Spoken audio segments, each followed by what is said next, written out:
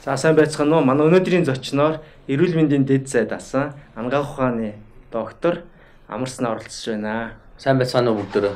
Сайн байна уу? За Амарсан доктор. Одоо ер нь дэлхийд дахин коронавирус юу болоод байна? Коронавирус ч одоо нэг оронд нэг арай нэг намжижэл нөгөө оронд нь бүр айхтар хорцтмал байдал үүсэл одоо нөгөө нэгэнд нь намжаал нөгөөхөнд нь ноцтой байдал үүсэл ингээл дамжаал ингээ нэг яваад байгаа нөгөө гүйлтийн уралдаан байдаг штэ. Реле гэдэг үг тийм. Тэрийн шиг ярьдаг тийм. Буухаа гэж яваад штэ. Одоо жишээлбэл хятад ингээ намжиж байхад одоо Америк бол дээцэгтэй үрж байна тийм. Гэтэл Европын зарим улсууд нь ингээ дээцэгтэй үржэл заримд нь дөнгөж эхэлж байгаа жишээний. Яг ийм нөхцөл байдлаараа ингээд үүсээд яваад байх юм бол ингээ бүтэн жилч ингээ явчих магадгүй ийм нөхцөл байдал үүсээд байна л да. Дэлхийд дахин бүтэн жил те. Дараагийнх нь магадгүй Индийг, дараагийнх нь Африк. Ингээд Латин Америк явчих магадaltaй. Тий. Тэгэнгүүт л бас л энэ чинь дэлхийн эдийн засаг логистик яг ингээ хэвийн үйл ажиллагаанд орно гэдэг бол нэлээд бас зовлонтой асуудал болж эхэлж байна гэж хараад байна л да тий. Энэ манад тарцсангүй гайг байгаад байна шүү дээ тий. Энэ бол одоо юундаа байна? Чин би бол одоо гадуур коронавирус байгаач юм уу гүү ч юм уу бас мэдхий аргагүй байна гэж бодод байна л да. Ер нь бол манай Монгол улсын авч хэрэгжүүлж байгаа арга хэмжээнүүд дотроос хамгийн сайн арга хэмжээ карантин байсан л да. Хилээ хаах, карантинлах, хязгаарлах тий. Энэ бүхэн чинь бол үнэндээ бол коронавирусын эсрэг хамгийн үр дүнтэй аргуудын нэг. Ер нь коронавирус гэлтгүү ямар цар тахлын үед одоо H1N1 ч үт юм уу ямар цар тахлын үед томоогийн цар тахлын үед ч гэсэн энэ social distancing гэж яриад байгаа тий. Ингээ олон нийтийн газар явуулахгүй байх энэ бол угаасаа л хамгийн үр дүнтэй аргуудын нэг. Гэхдээ энэ аргыг манай Монгол улс бол хэрэглэхдээ угаасаа их гаргуун л та. Угаасаа төрлөсөн захиргаат ийм төртөө байсан олон жил социализм коммунизмаар яваад ингээ дэг жаг захиргааталтаар ингээ явцсан улсууд бол энийг хүчтэй үйлчилдэг. Жишээлбэл бол коммунист одоо хойд солонгос байж болно тийм үү? Жишээлбэл бол одоо Куб ч гэдэм үү энэ хуучин коммунист улс орнууд бол энийг маш хурдтай хэрэгжүүлдэг.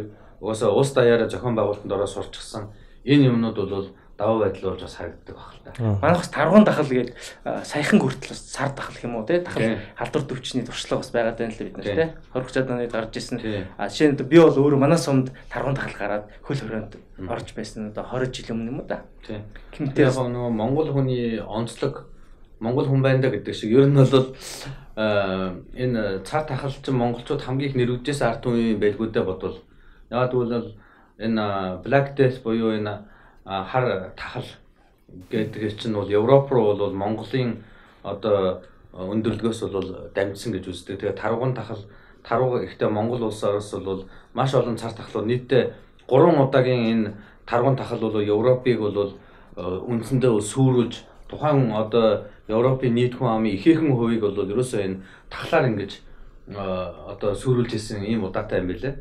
Тэгээ юмнээс гаралтай байх гэж би боддог юм л да. Манай монголчуудын жишээлбэл дээр үед одоо хүн болон өөрийн гэсэн аягтай явдаг, хүн болон өөрийн хотхтай, хүн болон өөрийн савхтай хүний юм хэрэгэлдэггүй байсан чи ерөөсөө монголчууд ч олон жилийн таргуун тахал гих мэтчлэн халдвар төвчний зовлон үзсэн учраас тэрийгээ бүр ёс заншилтаа оруулаад ингээд эн чинь бол ингээ үндэсний хэмжээний бас дархлаа үүсчихсэн болов уу гэж би зүгээр бодоод байгаа юм л да. Би бас нөгөө Амарсан докторын дөрөв хэлсэнтэй санал нийлээд байна л да. Юугаар авторитар дэглэм тийм үү? Хуучин соц орнууд байсан шүү дээ. Тэднэрт баг гараад байгаа нэг хандлага байгаад байгаа. Тэгэхээр энэ яаж юм хэр нөгөө арчилсан тогтолцоонд одоо хөгжөөд удаж байгаа энэ хүний эрх хэрэгжүүлэх хүнддэг усууд их цаг алдлаа л да. Яг тэгвэл хүний эрх хэрэгжүүлэх карантинлах тийм ээ. Хязгаарлахад бол заавал хууль зүйн үндэслэл хэрэгтэй. Тэгээ онц байдлын хууль одоо онц байдал зарлах уу яах уу гэдгээс ихсүүлэл ингээд удаад байдаг юм. Ашиглал тий хугацаа хэрэгтэй процесс байдаг. Тэгтэл яаж юм хэр хятад ор сентр бол зарлахгүй хийчих жоохгүй. Монгол улсад ч гэсэн нэг тий одоо онц байдлын зарлаагүй. Эхнийхээ бол ерөөсөө шууд карантин тогтоод. Тэгэхээр энэ бол ерөөсөө тухайн яг улс орны улс төрийн тогтолцоотой холбоотой юм байна. За тэгээд эдийн засгийн тогтолцоотой холбоотой юм.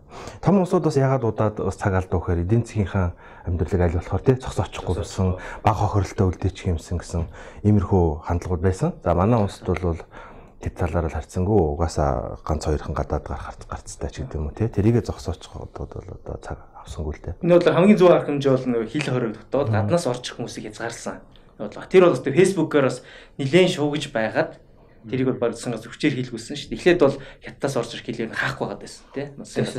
Facebook-оор нэлээд юм болж ижил хаалгасан шүү дээ. Тэгээ бас нэг саяхан CNN дээр гарсан байсан энэ Азийн харьцангуй гайгүй байгаа нь энэ Азчууд маска их сайн зүүсэнтэй холбоотой гэдэг CNN дээр гарсан байлээ л дээ. Тэгэхээр зэрэг энэ маск гэдэг юмны ач холбогдлыг Азийн арай илүү гүнзгий ойлгож арай илүү сайн хэрэгжүүлж байгаа гэдэг нэг хүчин зүйл бас байх шиг байна гэж харж байна.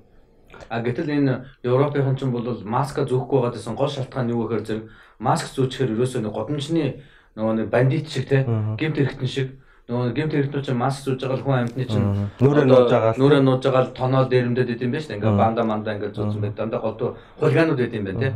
Тэгэхээр зэрэг маск зөөчихөр зэрэг хүн амьтанд ингээ элдвэр одоо бараг л муу харагдвал энэ одоо хулгайч ч юм уу дээрэмчин ч юм уу гэж бодогдох байх гэж айснаас болоод энэ Европт бол маск бол их соёлын бас яла удаж хөлдөж ирсэн юм байлээ. Одооноос масканд орж байгаа юм байлээ шүү дээ. Тэгээ би яг бас яа хальта амсна доктор бас энэ дээр бол адилхан санал нийлж магадгүй гэж нэг бодож байгаа нь.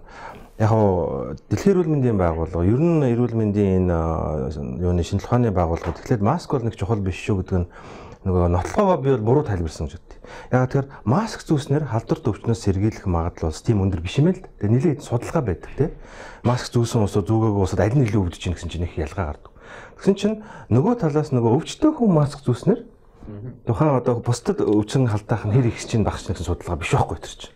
Тийм. Тэнгүүд тэр талын нотлогыг нь харлуугаар маск зүгээд нэг хэрэггүй юм байл шүү дээ гэдэг нөгөө эмчнэрийн чиглэл юм. Тийм. Тэрийг аваачаад энэ удаагийн өвчний онцлог нь шинж тэмдэггүй хэрнээ өвдөд байгаа тохиолдол байгаа шүү дээ. Тэгэхээр зэрэг эрүүл мэндийн байгууллага Америкт бол та өвчтөл биш бол маск зүгээд нэг хэрэггүй гэж яриад байсан дээ. Тэгт өвчтөөс өөрөө мэдэхгүй байгаа тохиолдол бүгдээ маск зүүсэн зүг болчиход байгаа. Америкт одоо өөр нэг юм асуудал гараад байна л да.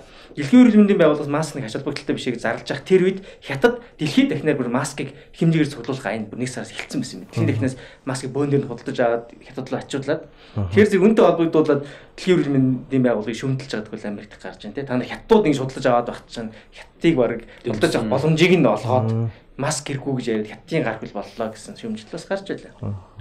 Та тэгээд одоо энэ коронавирусыг хэдийн хүртэл үргэлжлүүлэх байх гэж бодож байна.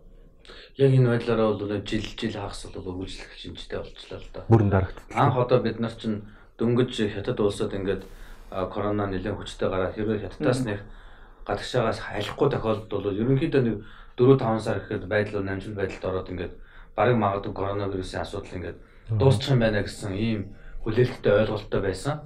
Гэтэл энэ нөхцөл байдал чинь хятадаас яг үүндээ бол гараад явчлаа л да. Тэгсэн чинь одоо бол хятадууд бол дараагийн давлгаа орж ирэх чинь гэсэн айдас бас орж ирээд ер нь бол дараагийн давлгаа бол заавал гаднаас шаагаад ирэхгүй. Хятад дотоос дараагийн давлгаа орох боломжтой. Тэгвэл нууц үедээ байсан ч юм уу эсвэл бол дахин одоо халдвар гэдэг юм одоо аваад байна гэж одоо идэгцэн хүнд дахин шинээр одоо сэдрэлт явагдаад байгаа ийм нөхцөл байдлууд үүсэж байгаа учраас идэгцэн гэж бодож байгаа улсууд одоо шинэ халдвар ч юм уу эсвэл хуучин халдвар одоо нуугдмал байдалтай байж байгаад эргэж гарч ирж байгаа ч юм уу ямар нэгэн байдлаар ямар ч гэсэн коронавирусын халдвар дахиж сэтэрж байгаа тохиолдол байгаа учраас зүгээр дотроосоо ч дахиад одоо 2 дугаар шатны их том давлгаа үүсэх эрсдэл бол байгаа л гэж хараад байна л да. Тэгэхээр тэр одоо дараа энэ жил 9 сарын 1-ээс сургууль цэцэрлэг эхлэхгүй байх магадлал байгаа. Тэгээ бас байгаа. Гэхдээ яг энэ Монгол улс дотоодын бас асуудал байгаа. Жишээлбэл Монгол улсын халдвар хэд байх юм. Монгол улсад яг нийгэмлүү халдвар гарчихгүй тохиолдолд бол асуудал нэг өөр. Яг одоогийн шиг ингээ байгаа халдваруудыг бүгд ингээ хянаж чадж байгаа тохиолдолд бол магадгүй хүүхдүүд сургууль цэцэрлэгт явахад нэг асуудал үүсэхгүй байж болзошгүй. Тэгэхээр хилээсээ хаах юм бол улам боломжтой болж байна. Хилээ удаан хаавал бас манай эдийн засаг бас аюултай. Гэтэ ачаа бараа орж иж байгаа хүн бол яхад эдийн засаг хилээлгүй юу? Тэгэхээр одоо иргэдээ авчир хийлгээд байгаа шүү дээ, тий. Тэр чинь хилээ хаацсан мөртлөө гаднаас вирусны одоо экспозио гэдэг юм уу, тий. Өртөх боломжтой хүмүүс авчираа л байна гэсэн үг, тий. Бүрэн хаана гэж бол одоо ойлголт бас. Тийм байхгүй одоо. Гэтэ байхгүй одоо жишээлбэл саяхан нэг онцгой комиссиуд мэдээлэл хийжсэн баг одоо хэдэн 6-7 одоо коронавирустэй өвчтөн байна. Монгол өвчтөн байна. Тэдгээрийг нааш навчрыг гэсэн юм ярьчлаа л дээ. За энэ дээр бол би бол яг байр суурийн хувьд бол бас эсрэг байгаа даа. Яг тэгэхээр нэгэнт коронавирус дээр мэдж байгаа юм бол тэнд нь одоо аль ч улс орнд коронавирусыг эмчилж байгаа тийм үү? Эмчлэгч байгаа. Ер нь бол тусгаарлаад ингээд арга хэмжээнүүд авч байгаа.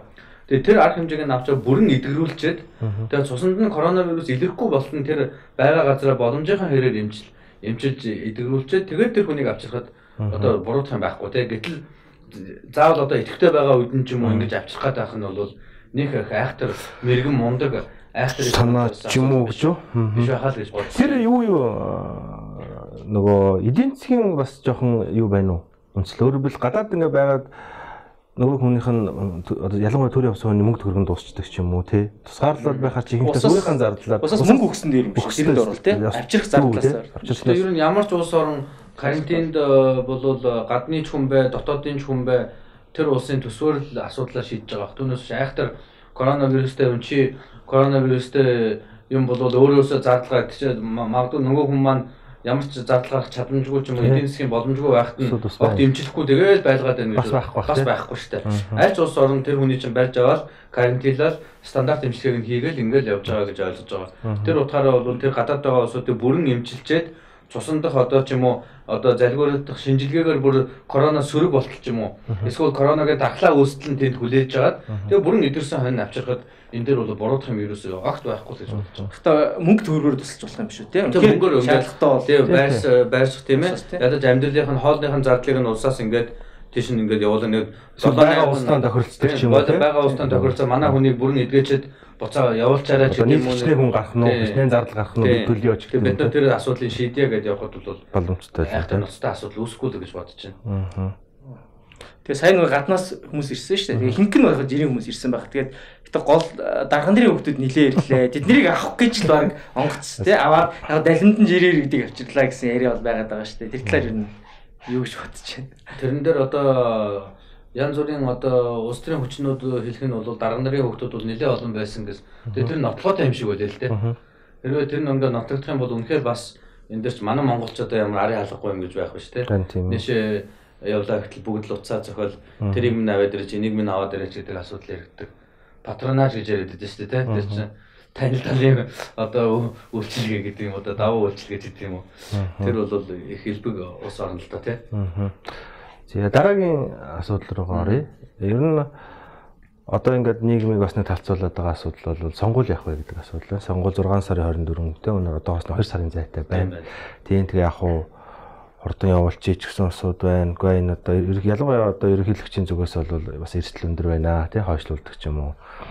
Бас нэг чинь одоо арга хэмжээ авахгүй болохгүй гэж. Таны бодлоор бол энэ 6 сарда багтаага сонгуул явахад эрсдэл энэ төр эрүүл мэндийн талаас ялангуяа хэрвээ.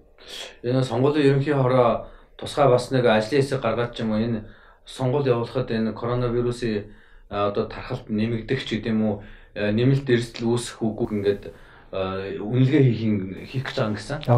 Тэр үнэлгээний үр дүн дээр үндэслээд одоо сонгуулаа хийх үгүй юу гэдэг асуудлыг ярих бах. Тэр өндөр эрсдэлтэй гэвэл одоо энийг хойшлуулах асуудал яригдах юм шиг байлаа. Яа би хувь хүнийхээ хувьд бол хамгийн гол харж байгаа юм бол энэ Солонгосын сонгуулийг жоохон харъя гэж бодож байна. Энэ Солонгосын сонгуулийн дараа үнэхээр ингээд коронавирусын дэгдэлт ингээд дахиж Солонгос улсад одоо шинээр одоо илүү халдварын тоо нэмэгдээд ч гэдэг юм уу ноцтой бай нөхцөл байдал үүсэх юм бол за энэ бол болохгүй байна гэж ойлгох байх гэж би зүгээр хувьдаа бодож байна. Гэтэл Солонгосын яг ингээд одоо сонгуул хийж байгаа арга барилаар ингээд яг адилхан хийгээд үзэхэд Солонгост бол ямар нэгэн шинээр халдвар гарахгүй тохиолдолд яг тэр аргыг нь бид нар хуулбарлаад одоо эдгээр бол баг 3 хоног санал өгөх юм шиг байна тийм ээ. Санал өгөх хугацаагаа сунгаж байгаа юм шиг байна. Нэг дор олон улсуудыг бөөгнөрөхгүй хоорондын бодвол зай барьж байгаа байх. Тэгээ мэдээж гар бэйли нэг удаагийн бэйли ашиглаад тэгээд хариуцлагын бодис ашиглаад дээр нь маск энэ яг журмаар нь зүгээд ингээд сонгуулийн амжилтаа хийчих юм бол бас асуудал арай өөр байх болов. Тэгэхээр зөв миний хувьд л ерөөсөө энэ Солонгосын сонгуулийг хараад жоох нөхцөл байдлыг ажиглая гэсэн юм бодолтой. Одоо ингээд иргэдээ зөндөө авчирнаа л гэж байгаа тийм ээ. 9 мянган хүн дутуу байна.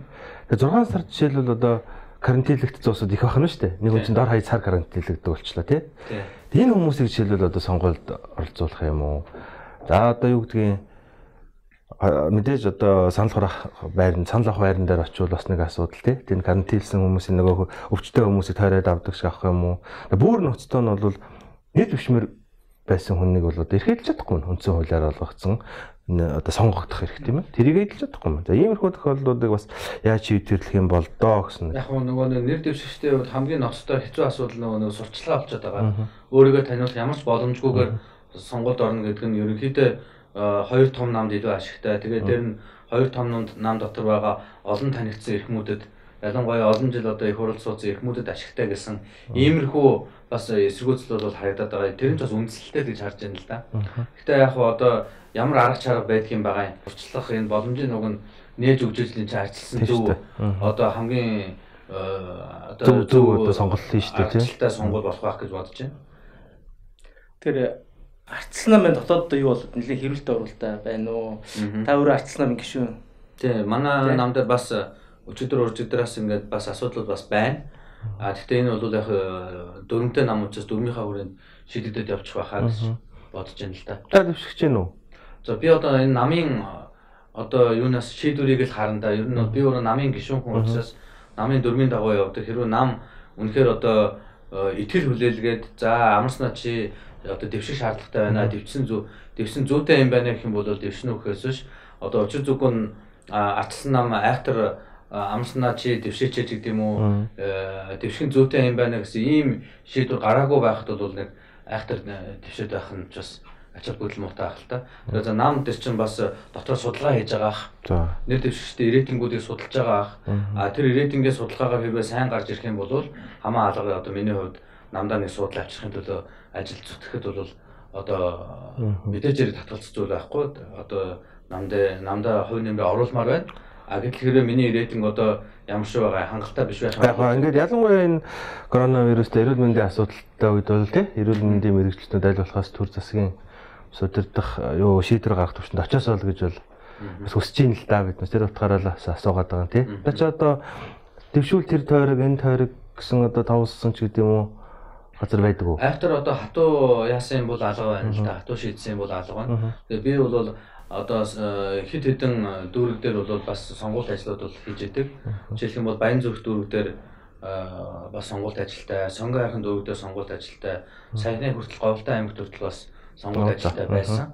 Тэгэхээр зөв эдгээрүүдийн л одоо аль нэг дээр нь ямар нэгэн хэрвээ нэв дэвшгэр бол асуудал яригдуулах гэж бодож байна. Одоо тэгэл хотод оршин суудаг ус чинь хөдөө орон нутагт нэр дэвшихэд ялангуяа энэ цар тахалтай холбоотой энэ хөдөлгөөн юм тий наашаа цаашаа яв. Эсвэл их нэмэгдэх юм да тий. Тийм. Тэгээ яг би сайн нөгөө түрүүний асуултанд бас дутуу хариулсан. Яг карантинд байгаа улсуудаас бол яг санал авахд бас хэцүү байхаа. Хэрвээ өндөр цахилгаан нэмчихв тий. Цахимаарч гэдэг юм уу тийм тусгай одоо нууц код энэ төр өгөөд ингээд цахимаар онлайнаар интернетээр ингээд санал өгдөг бол тэр бол мэдээж хэрэг санал өгөхөд асуудал байхгүй байх. Хэрвээ цахимаар ингээд санал өгөх боломжгүй ингээд хайрцаг бариад ингээд нэг өрөөнөөс нөгөө өрөөний хооронд ингээ хайрцаг бараа сонгуулийн ингээ санал хураалт явагдана. Тэр бол эрсдэл шаарж байгаа. Яг бол карантин дотор ч юм бол хамгийн өндөр эрсдэлтэй улсууд карантин дотор явж байгаа. Тэр дотор ингээл сонгуул хийгээ явж байгаа гэдэг бол тараагаад явж байгаа адилхан шүү дээ арга тийм буруу арга болох болов уу гэж харж байна. Гэхдээ энэ удаагийн сонгуулиар Монгол Ардын намын нөхдүүд энэ юуны гадаадад орсон сууж байгаа иргэдээсээ санал авах асуудлыг бол хаасан юм шиг байлаа. Тэгэхээр тэр бол харин жоохон арчлалын эсрэг юм болчоо да. Одоо үндсэндээ бол Монгол Ардын намынхаа энэ гадаадад амьдран сууж байгаа иргэдийнхэн сонгуульд оролцох эрхийг нэгэн хуулиар олгосон эрхийг хэрэгжүүлэх гэж харж байгаа. Гэхдээ эсрэгээр нөгөө голдуу энэ гадаадд ажиллаж амьдарч байгаа монголчууд маань голдуу арчилсан нам руу их саналаа өгдөг байсан байлээ өмнөх сонгуулиудаар. Тэр утгаараа бол Ардын намынхан бас арчилсан намын нэг хэдэн мянган хүнийг ч болцоо саналын хязгаарлалт гэсэн бодлоор хийчүүдээ гэж би зүгээр хараад байна л да. Сайн тэгээд төр ширэл эргээ ороход нөгөө асаашөрө дагуулж нөгөө даг нарын хүмүүсийг хар машинээр зөөчлөө гэж ярьсан шүү дээ. Тэгээд тэрийг бас үүсгэсэнгүү тий бас онцгой хүмүүсээс яг үгүй тийм болоогүй гэж яг хэсгийг харсангүй. Тэр бол тэгээд хэр зэрэг аюултай эрсдэлтэй үйлдэл. Мэдээж хэрэг эрсдэлтэй үйлдэл байлгүй яг. Жишээлбэл ингээ бөөнөрөө явж байхад нэг нөхөр ирээд нэг даргын хүүхдийг аваад явчлаа. Тэр машин дотор жолооч нь байж байгаа. Жолооч нь бол мэдээж хэрэг бас коронавирустэй бай. Тэр даргын хүүхд коронавирустэй байлаа гэж бодоход тэр жолооч бол угаасаа анхны хавтагч болж байна тийм үү? Ингээ тэр машины дараач машин дотор сууж байгаа дараачийн хүн юу болох чинь тэр машин ариутгах үгүй юу гэдэг ингээл хамаагүй эрсдэл бол ингээл тараад явчихсан та. Тэр эрсдлийг бол болж л өгвөл хязгаарлагдмал орчинд байх хэрэгтэй болохоос нэг даргын хүүхд хурж ирэл нэг сэжигтэй нөхрийг авч яваад бас нэг даргын одоо машин хурж ирэл бас нэг сэжигтэй нөхрийг аваад явна гэдэг бол энэ буцаагаал энэ коронавирус бас тархах эрсдлийг бол нэмээд л гэсэн үг л дээ. Сайн зүйл бол ялцчихгүй биш болчиход байгаа. Түрүүний тэр нэр дэвшигтэй холбоотой асуухад сая нэг хэдэн баримт гэдэг юм жагсаалт задарлаа л да. Арчсан намаас одоо нэр дэвших усууд 100 сая төгрөгөөр тушаацсан. Зарим тэгэл хүмүүс бол наа чи худлаач гэж байна те. Би тушаасан л гэж би тушаагаагүй л гэж байна. Энэ юу ямар ч та тушаацсан. Би тэр жагсаалтыг харсан. Тэгээ тэр жагсаалтыг ингээд харахад бол яг одоо би ч бас нам дотроо эрүүл мэндийн бодлогын зөвлөлийн дарга гэдэг бас намдаа нэлээд бас ойрхон ажилладаг хүний хувьд тэр жагсаалт бол нэлээд одоо алдаа ихтэй буруу жагсаалт байлаа. Би зүгээр бодохдоо зүгээр энэ арчсан нам дотор нэлээд мэдээлэлтэй нэг хүнээс хин дэвшиж магадгүй гэсэн тийм таамаглал төдий улсуудыг жагсаагаад тэгээд тэр жагсаалтанда зүгээр оруулаад ингээд эднэр бол 100-аар төлсөн юм байна гэсэн ингээд тараачул гэж ингээд харж байна л да. Өөрөөр хэлбэл арчсан намын бас эсрэг хар PR хийх зорилготой юм явуул гэж бодож байна. Яг ингээд тэр жагсаалтанд хараад байхад үнэхээр ямар ч одоо нэр дэвших тийм одоо бодлого иймэрхүү улсууд хүртэл ингээд харагдчихлээ. Одоо бүр сонирхлоо ингээд илэрхийлчихсэн. Тэгээ жагсаалт бол худлаа ахын тийм. Жагсаалт бол би худлаа гэж харж байгаа. Зөв. За ингээд арчсан намаас одоо эрүүл мэндийн бодлого шийдвэр гаргахад бол таныг одоо харьцангуй нийгэм мэддэг болчлоо. Одоо энэ хүн одоо юу гэдэг арчсан намын ясны тохиолдолд эрүүл мэндийн сайд ч гэдэг юм ингээд тодорхой дүр зураг харагддаг бах тийм имиж явагдаж гисэн.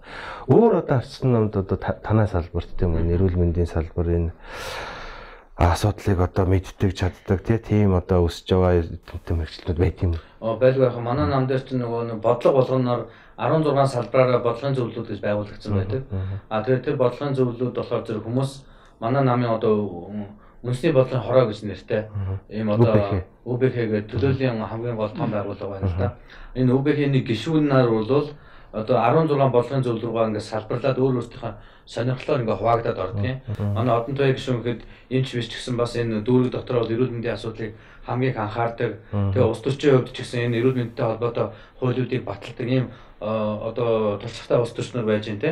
За тэгээ тэр дотор мөн үнэхээр салбартаа ажиллаж исэн эмч мөртлөө бас улс төр ингээд сонирхоо явж байгаа иймэрхүү улсууд бол зөндөө байдаг. Тэгээ бид нар бүгдээрээ нийлж агаад арчсан намынхаа эрүүл мэндтэй холбоотой бодлогыг гаргаад ингээд нам руугаа ингээд өргөн барьсан байгаа. Тэгээ тэр маань мөрийн хөтөлбөрт орсон байлээ. Тэгээ саяхан нөгөө аудитаас бас тэн дээр дүгнэлт хийгээд тэгээд одоо ганц хоёр тооцоо судалгааг бол ягтлаа дахиж өгөөрэй гэсэн ийм юм яригдсан. Тэгээд би буцаад коронавирусын асуудал руу ороход саяхан $10 үнэлгээд тэ үнээр авсан онцлогыг эрүүл мэндийн яам илүү өндөр үнээр авчлаа гэсэн яриа хийсэн байх тэ.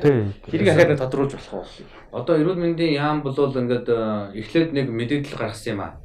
100,000 гаруй төгрөгөөр бид нар одоо PCR-ийн онцлогыг авч байгаа гэсэн ийм яриа ньюс цэгийн сайт руу өгсөн байдаг. Тэгэхээр зэрэг би юу гэж хэлсэн бэ гэхээр би танаа би эрүүл мэндийн яамд одоо ингээд би онцлог ингээд хандуулсан шүү дээ. Тэр хандуулсан онцлог чинь нэг өртгөн нь бол нэг $10 гэдэг чинь одоо 27,000 төгрөг тийм үү? 27,000 төгрөгийн онцлог ингээд би та нарт цаашдаа ч гэсэн их хэмжээгээр ингээд авахт чинь туслаад зуушлаад өгөө гэд хэлсэн. Гэтэл баг сампл маягаар юм биш тийм юм байна. Үнэтэй юм байна. Би 50 ширхгийг ингээд өөрөө гойс хандуулсан байгаа тийм. Тэгэхээр зэрэг тэрийг ингээд авсан хэрнээ. За би энэ дээр чинь тэгээ цаашид би ингээд энэ чинь ингээд олоод өгöd байж болно. Энэ үнээр хямд үнээр олоод өгж болно гэд байхад тэр асуудлыг огт хөндөхгүй хэрнээ хэвлийн багварлаар ярихдаа бол бид нар 100 гаруй мянган төгрөгөөр одоо онцлог ингээд авчина гэсэн ийм ингээд ярьчихж байгаа байхгүй. Тэгэхээр зэрэг та нар одоо болооч ээ. Яагаад юм бэ? Би танаас зөндөө хэлээд байна шүү дээ. Наад онцлог чинь бүр хамаагүй хямдхан үнээр олон гээд байхад 100,000 хүртэл яагаад заавал ийм үнэтэй онцлог хаанаас аваад байгаа юм те? Гэх мэтчлэн иймэрхүү ингээд тавьсан чинь намайг одоо эрүүгийн цагдаа төгсөн дэлээ л. Эрүүгийн цагдаа би одоо зөвхөн гайхаад байгаа юм.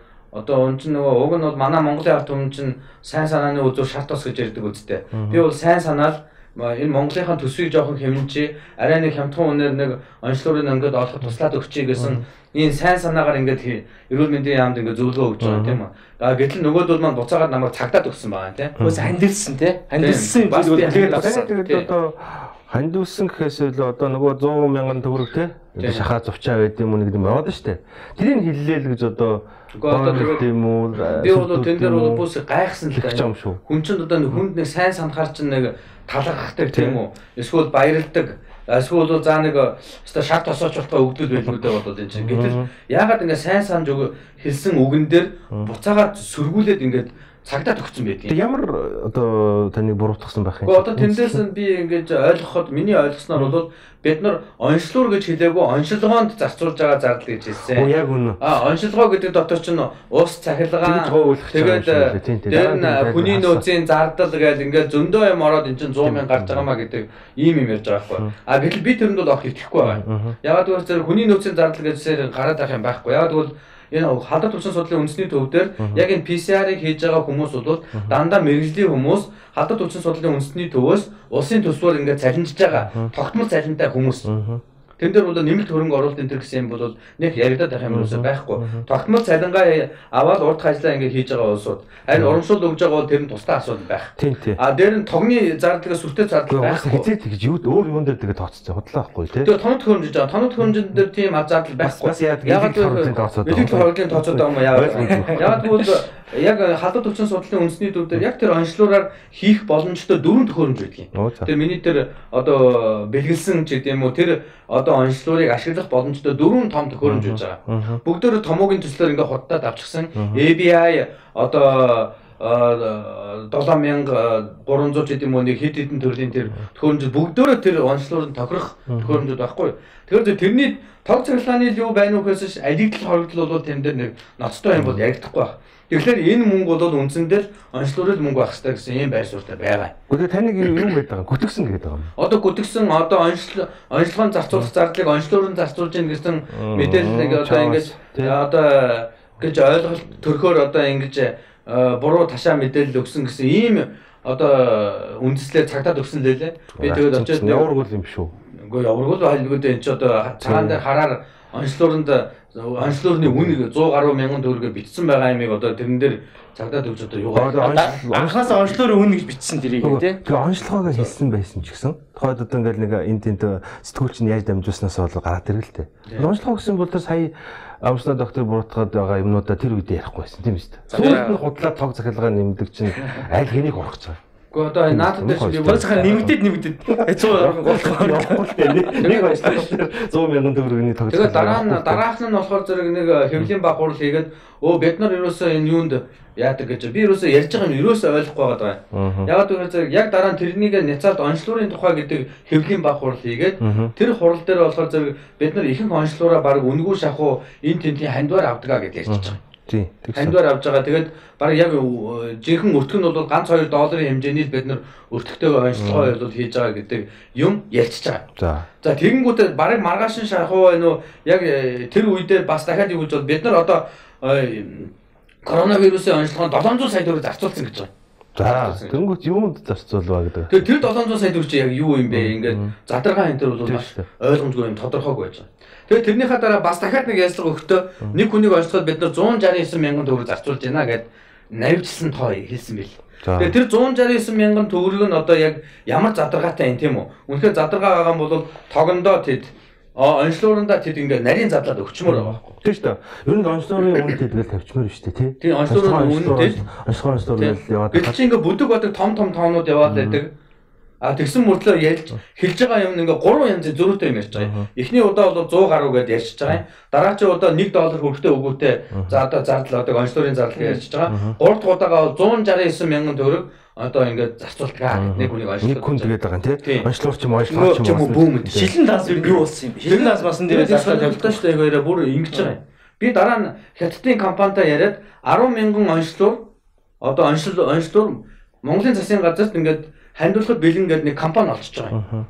Тэгээд ингээд эрүүл мэндийн яамнаас одоо энийг дэмжсэн албан бичиг ингээд элчин сайдын яамдаа өгчөөж хэрэг тэр албан бичиг ерөөсөө яваагүй. Тэгээд энэ 100000 одоо нэг бас нэг зураг байсан тий эрүүл мэндийн яамд очсон энийг явуулаад гаж. Тэгээд явуулаад гаж. Албан бичиг хандсан.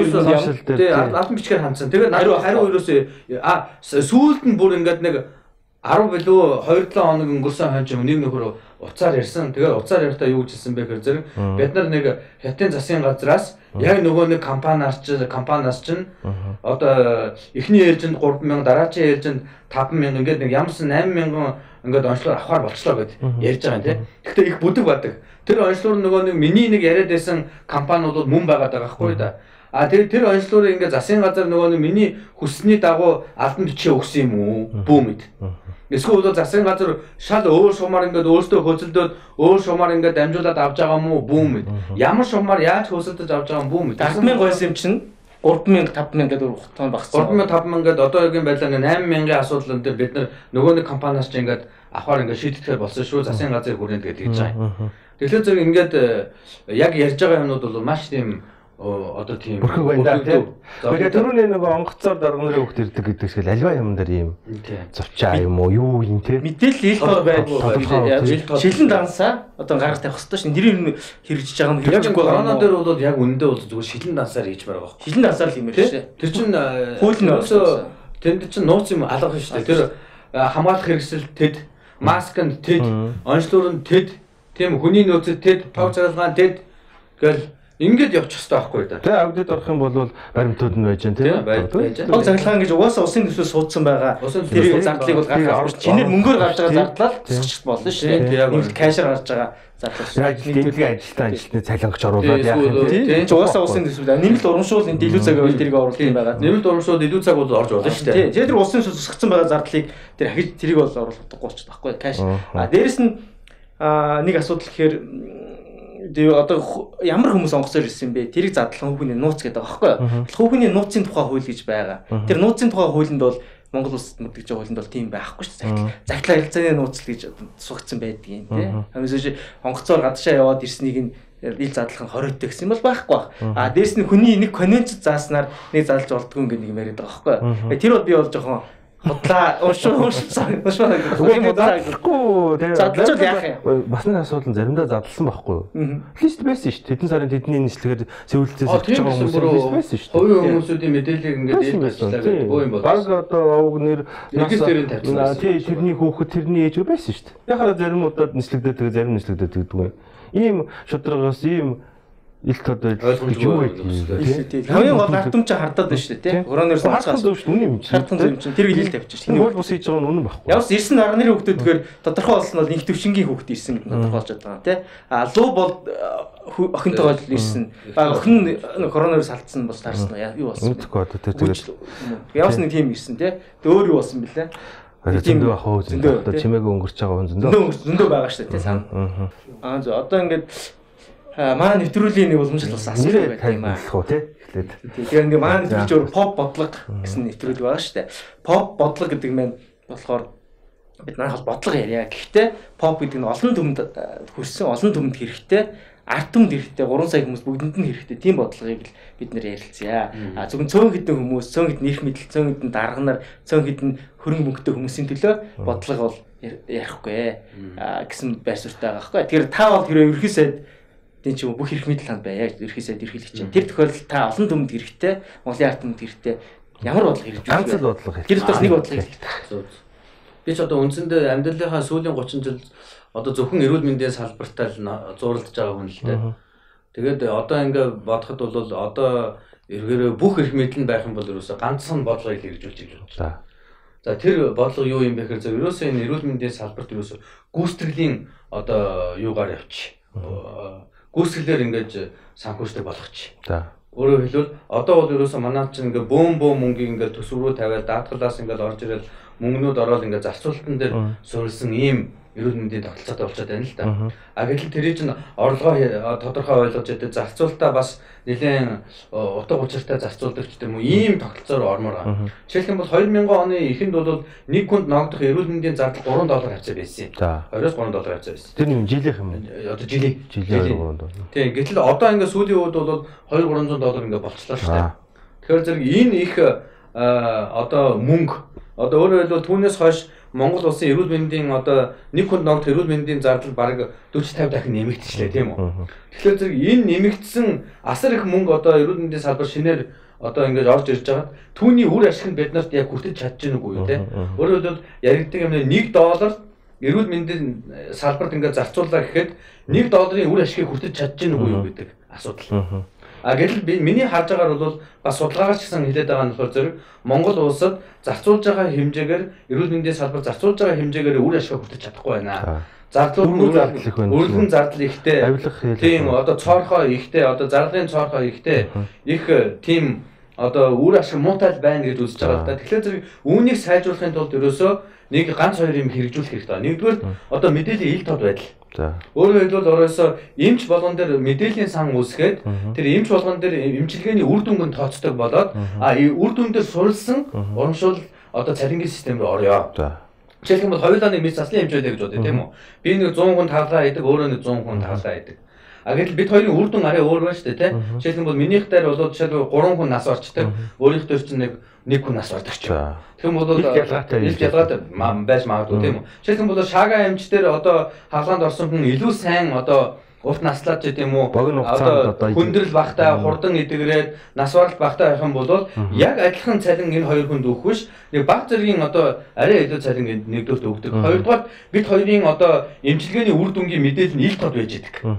Тэгэхээр зөв энэ ил тод байдгийг би яагаад хүсэж байгаа вэ гэхээр зөв ил тод байх юм бол бид хоёр хүссэн ч хүсээгүй ингээ байгалаараа өрсөлдөж эхэлнэ. Шаага амч одоо 100 одоо үр дүн илүү байна тийм үү? 100 хүн нэг л хүн нас барсан байна. Минийх дээр болохоор зөв 3 хүн нас бараад байна. Тэгэнгүүт амарснаа эмч яах вэ гэхээр зөв би хичээж байгаа шаага эмчийн хэмжээний амжилтанд хүрэхин тулд ингээ хичээж эхэлнэ. Тэгэнгүүт эмч хоорондоо өрсөлдөөн ингээ бий болно. За дараа нь эмч хоорондоо ингээд өрсөлдөөн бий болчлаа. Дараа нь тасгууд хоорондоо өрсөлдөж эхэлнэ. За А тасаг Б тасаг 2 мэд заслын тасаг байлаа гэж бодоход хоорондоо өрсөлдөөд минийх болохоор зөв үр дүн илүү сайн, энийх одоо таар байна гэдэг. Энэ хоёр ч хоорондоо ингээд өрсөлдөөн бий болж эхэлнэ. За дараа нь юу болох вэ гэхээр зэрэг хоёр эмнэлэг хоорондоо өрсөлдөж эхэлнэ. За А эмнэлэг Б эмнэлэг одоо хоорондоо өрсөлдөж нэгдүгээр эмнэлэг гуравдугаар эмнэлэг хоорондоо өрсөлдөж гэдэг тийм санхүүжилтэнд нөлөөлнө. Тийм. Тэгээ тэр болгоч нь нэгдүгээр санхүүжилтэнд нөлөөлнө, хоёрдугаар өрсөлдөөн бий болохоор зэрэг нэгдүгээр хурд нэмэгдэнэ, хоёрдугаар үйлчлэгээний соёл нэмэгдэнэ. Тэгээ гуравдугаар болохоор зэрэг үр ашиг сайжирна. Яг л зэрэг өрсөлдөөн нэмэгдэх тусмаа үр ашиг сайжраад идэв юм байлээ л дээ. Тэгэхээр зэрэг сүүлдээ нөгөө нэг хоёр эмнэлэг чинь хоорондоо өрсөлдөг байсан бол сүүлдээ бүр хувийн эмнэлэг, улсын эмнэлэг хоорондоо өрсөлдөг. Системээр өрсөлдөж эхэлнэ. Яг бол хувийн эмнэлэг ч гэсэн одоо эрүүл мэндийн даатгалаас илүү мөнгө авахыг бодно шүү дээ. Гэтэл нөгөө үйлчлүүлж байгаа хүн маань аль үр дүнтэй рүү явах гэдэг.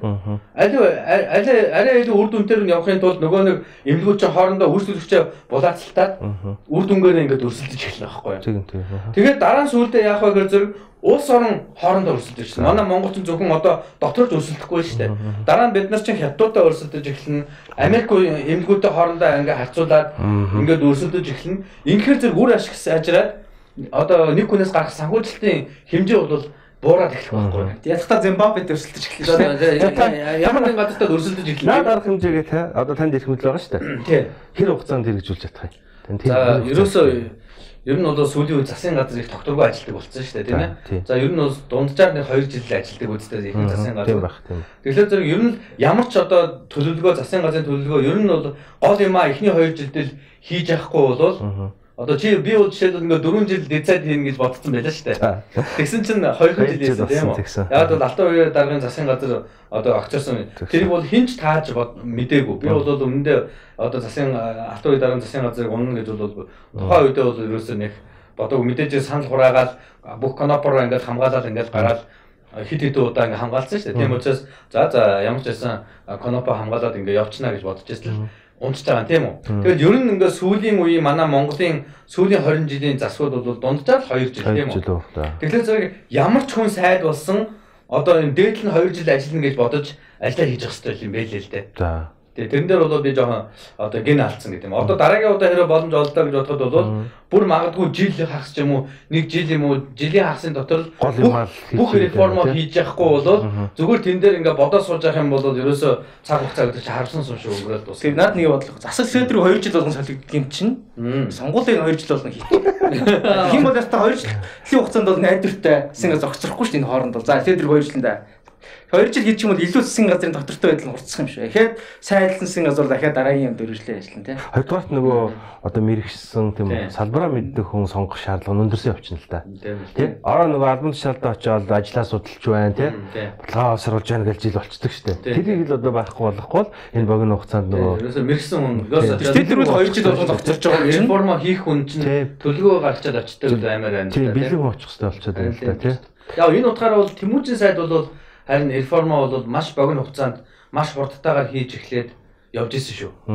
Харамсалтай нь одоо нөгөө нэг тэр реформ нь одоо нөгөө нэг салбартаа хэр зэрэг одоо буусын буугаагүй таалагдсан таалагдаагүй гэдэг асуудал одоо хүртэл яригддаг. А гэхдээ бол тэр хийж байгаа хурд нь бол харахад бол нэлээд бэлтгэсэн. Одоо сайд болох бэлтгэл бол нэлээд хангагдсан. Бүх баг хуулиудынхаа төсөл нь баг бэлэн шүү. Баг л 7 хоногт нэг заримдаас бүр 7 хоногт нэг хууль ингээд шууд батлуулаад энэ салбарынхаа реформыг бол нэлээд хурдтай хийжсэн шүү. А магадгүй тэр хүн хийх гэж зорж байснаар бүр ингээд 100% ингээд хэрэгжүүлсэн бол ямар дүр зураг харагдах байсан юм бэ тийм үү? Яг л бид нар тэр хүний бүтэн реформыг үзээгүй. Тийм учраас одоо хууль зүйн салбарын дотор бол янз бүрийн шүүмжүүд байдаг л да. Дутуу хийсэн юм чи яалтай байлаа. Тийм дорлогч интернет нөгөө ихэвчлэн зөвчөж байгаа хүмүүс нийлүүлгээд саадал бол унгац шүү. Тэгэл айлч бодлого бас юу юм дөө те бит хоёр ярианаас л ер нь докторт тодорхой хугацаанд үргэлжлэх докторт үр дүнгээ үзэх гэж чухал юм те. Тэгэхээр би одоо ингээд яриад байгаа юм юу вэ гэхээр зэрэг энэ эрүүл мэндийн салбар гүйцэтгэлийн удирдлага яг үр дүн дээр суурилсан удирдлага тийм ээ. А тэгээд энэ бол юу эрүүл мэндийн даатгалын бас томоохон реформ гэсэн үг үү? Бас адилхан хамтдаад ороод байна. Одоо эрүүл мэндийн даатгалтай ч бас гүйцэтгэлийн одоо жишээлбэл урамшуулдаг л да. Гэхдээ тэр гүйцэтгэлийг одоо үнэлэхдээ одоо тэр маш олон сайн шалгуур үзүүлэлтүүд байх хэрэгтэй л дээ. Одоо зөвхөн нөгөө нэг стандартаа мөрдөж гинүү үгүй юу гэдгээр нь явж байгаа болохоос биш одоо эмчилгээний одоо үр дүн бол нарийн үздэг ийм одоо гүйцэтгэлийн урамшуул бол жишээлбэл эрүүл мэндийн даатгалтай байхгүй шүү дээ. Стора хэр зэрэг зөв бичиж чинь яг бодит үнэн байна уу гэдгийг харж байгаа болохоос биш одоо жишээлх юм бол холгоо гэдэг өвчнийг одоо дунджаар нэг 60-70% эдгэрэлтэй байлаа гэж энэ эмнэлэг бол 20-30% байна. Тийм учраас энэ эмнэлгийн одоо даатгалын санхүүжилтээр бас эргэж харахгүй болохгүй байна. За энэ эмнэлэг бол Монголын дунджаас илүү өндөр байх юм бол Монгол улсын дунджаас илүү өндөр байх юм бол урамшууллыг нь арай илүү өгчдөг ч юм уу тийм ээ. Иймэрхүү нэг жоохон уян хатан мөртлөө ухаалаг хөгжил юм да тийм хэрэгжүүлэх томьёо илүү нарийн болов тийм нөгөө томсогч гэдэг шиг нэмэгдэл явна шүү дээ. Яг үнэ. Наад нэг бодол өгд юм л да. Эрүүл мэндийн даатгалын тогтолцоос үнэхээр хэрэгтэй мүү? Одоо улс орны хэмжээний эрүүл мэндийн тогтолцоо хуучин социализмынхаа тогтолцоогоор явж болдгоо мүү? Хувийн эмнэлэг, нарийн эмнэлгийн энэ даатгалын тогтолцоо хувийн даатгалтай амартай явуу яа мөнгөтэй үү? Англи систем яриад тийм үү? Тийм. Англи систем байж болохгүй мүү? Ер нь бол ийм л юм л да. Яг эцсийн үр дүнд эрүүл мэндийн салбарын үйл ажиллагаа нь одоо хэвийн сайнд явж байвал тэр санхүүжилт нь одоо төсвөөс гарна уу даатгалаас гарна уу тийм чухал биш. Юус энэ чинь зүгээр санхүүжилтийн хэлбэр багхгүй да. Яг бол даатгал гэдэг чинь эрүүл мэндийн санхүүжилтийн хэлбэр, төсөв чинь бас нэг хэлбэр, out of pocket буюу хуваараа мөнгө төлж байгаа чинь бас л санхүүжилтийн нэг хэлбэр, гадаад дотоодын тусламжууд чинь бас л санхүүжилтийн нэг хэлбэр. Энэ чинь бүгдөө санхүүжилтийн хэлбэрүүд. А энэ маань хамгийн гол нь ард түмэндээ хүрдэг, ард түмний эрүүл мэндэд бодит үр ашиг өгдөг ийм efficient буюу ингээд үр дүнтэй л ах хэрэгтэй. Зохион байгуулалтын асуудал. Түүнээс зарим улс орнууд жишээлх юм бол 100% одоо төсвөөрөө санхүүжүүлээд амар сайн явж байгаа улс орнууд байна. А гэтэл 100% даатгалаар яваад жишээлбэл Солонгос бол баг тийм штэ. Япон баг тийм үү? Зөвхөн даатгалаараа яваад баг төсвөөс баг санхүүжилт байхгүй. Тэргээр маш сайн явж байгаа улс орнууд байна. Тэгэхээр зэрэг энэ холилдсон зөндөө манай Монгол бол бас холимог нэлээд холимог систем баггүй. Жишээлбэл одоо баг тал нь даатгалаас тал нь төсвөөс орж ирж штэ. Тэгэхээр санхүүжилтийн хэлбэр бол тийм хоёрдугаар зэргийн асуудал юм аа. Тэр бол хоёрдугаар зэргийн асуудал. Хамгийн чухал юм чи үр ашиг тийм үү? Тэр улс орны иргэд эрүүл мэндийн эрсдэлд орж ийн үү? Урьдчилан сэргийлэх одоо тэр жинхэнэ одоо бодлогоор ингээд эрүүл мэндийнхаа асуудлыг ингээд шийдүүлж чадж гин үү? Төр засгаас авах ёстой үйлчлэгийг авч чадж гин үү? Өөр дөр нь нас нь нэмэгдэж гин үү? Эрүүл мэндийн үр ашиг өөр дөр нь үүсэж гин үгүй юу гэдэг нь чухал болохоос биш даатгалаа санхүүж гин үү? Төсвөө санхүүж гин үү? Тийм чухал байна. Үнэхээр төсвийн санхүүжилтыг маш сайн хянаад маш сайн үр ашигтай зарцуулах юм бол даатгалтай даатгалгүйж явах улс орнууд зөндөл байна. Үр ашигтай зохион байгуулалт гол юм да тийм. Эцэс төсөв гэдэг чинь мөн л одоо татвар тийм үү? Одоо бид нар эрүүл мэндийн даатгалын шимтгэл чинь мөн л татварын хэлбэр орж ирж байгаа шүү дээ. Тэгэхээр энэ орж ирж байгаа хэлбэр нэг чухал биш болчоод орж ирсэн мөнгийг зарцуулж байгаа тэр арга хэлбэр тэр дээр тавьж байгаа хяналт гэдэг амар чухал юм байна. Жишээлх юм бол бид байгаа мөнгөө яаж явснаас үл хамааран яаж одоо зөв зарцуулах. Тийм. Жишээлх юм бол одоо тэр Солонгосын тэр нэг эрүүл мэндийн даатгалын тэр хэра болоо тэр хяналтын маш том агентлаг байна. Зөвхөн хяналт хийдэг. Одоо ингээд биел ороод ирлээ тийм үү? Одоо би ч тийм үү нэг нөхөр олгоо туслаа өвдлөө тэр олгоо эдгэрэлт ямар шүү байсан тэр хүн дээр 60% санхүүжилтийн өхөө reimbursement гэж яриад тийм. Тэр болгоныг ингээд маш сайн нарийн хямдаар тогтолцоо. Маш том тогтолцоо байгаа юм л да. Тэгэхээр зэрэг манай дээр бол өгдөг тогтолцоо байгаад байдаг. Хямдар тогтолцоо таар байхгүй да. Англи ч гэсэн бас нөгөө нийс центр гэл те. Гол нь нөгөө бас их бие даасан хараад тус байх хэрэгтэй юм шиг байгаа те. Яг тэр батгалаар одоо авч болж байгаа юм нь үнэхээр хэрэгтэй юм уу, гүй юу те. Нийгэмч имчилгээний өртөг одоо зөв тогтоож юу, гүй юу те. Бүгдийн л ингээд хяндаг юм чухал юм шиг байна. Тэр нь асар чухал. Тийм шүү. За ингээд энийг одоо бодвол нэг манай одоо нэвтрүүлгийн спонсор гэдэг юм уу те. Одоо бас тусал дэмждэг усудаас ингээд бүтээгдэхүүний сортолцлох юм болон байгаа. За энэ бол Нутгийн амт гэдэг Архангай аймгийн Хорхон арал байна. Тэгээ энэ идэд үтсэн их хэсэглэн тийм бас их салхийн сүний харагдсан ба шүү дээ. Тийм өвөрмөц амттай. Одоо дэлгүүрт бол биелээ юм амттай. Яг аруул амтагдсан юм. Аруул суврах хийж байгаа. Ямар үнэтэй юм болоо? Одоо хаагур орлуулдаг юм байна. Ямар ч юм Нутгийн амт гэдэг Архангай арал шүү гэдгийг л хэлмээр. За өнөөдрийнхээ нэвтрүүлгийг заахаар хандуулсан баярлалаа. Тэгээ амраа доктортой баярлалаа. Баярлалаа та хоёртаа.